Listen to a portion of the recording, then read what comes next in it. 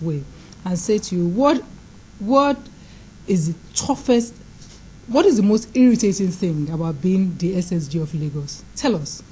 Well, I've been brought up to have an opinion about everything. But over the years, I've learned that you learn to keep some to yourself. Right. But I think it was, luckily, I think it was Lord Denning in the 19th century that said that the job of a secretary is purely that of a servant. Right. You must be a good listener. You must be, because really and truly, you're meant to see that things go well. Right.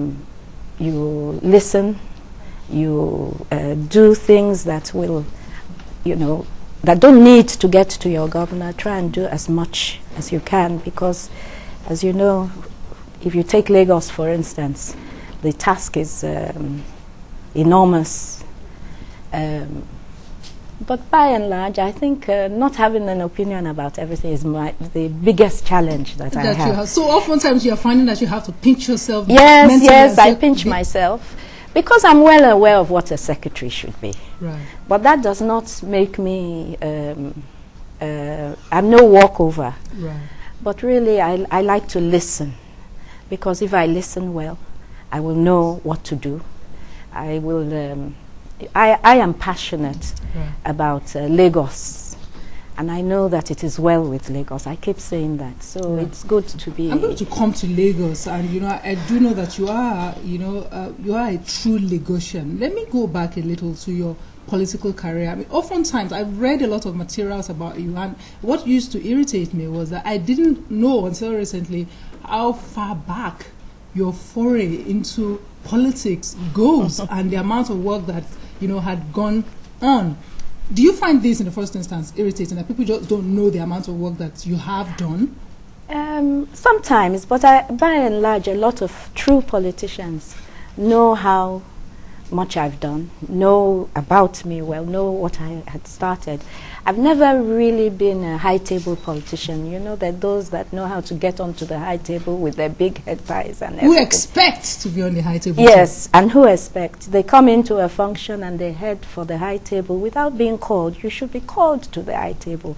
You should not assume that at every occasion you should be at. That's the problem. But, these days we lack a lot of etiquette. But that's by the way. Right. So tell me about, this foray into politics. Well, was it your father spoon-feeding that politics into you from, the time you were girls with their fathers. So I've always been interested in whatever my father does, And my father started treating me like a grown-up, I think since I was about 5. He would discuss with me, and as I said, that taught me to have an opinion. And he was somebody who believed in the girl child.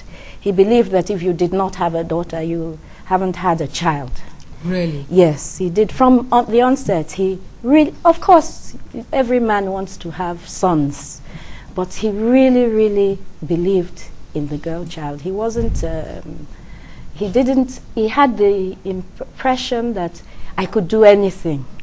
A while back, I think just April before he died, he was in hospital, and he said to me, I took food to him, and I went home. I was preparing to go back in the evening, and they said he wanted me. He was so angry with me because I had made a statement that my father's shoes are too big for me. He said, what are your shoes? My shoes are small for you. I didn't really, you are going to go further than me. But in Yoruba land, that's the wish of every parent. But I started very young. I started by singing slogans.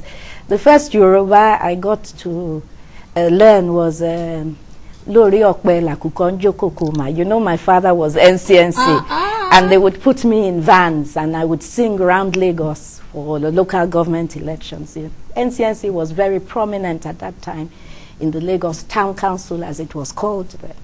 So I started very young, and I had keen interest in politics. So some people say as young as I was 8, that they had believed that eventually I'd always had it in me.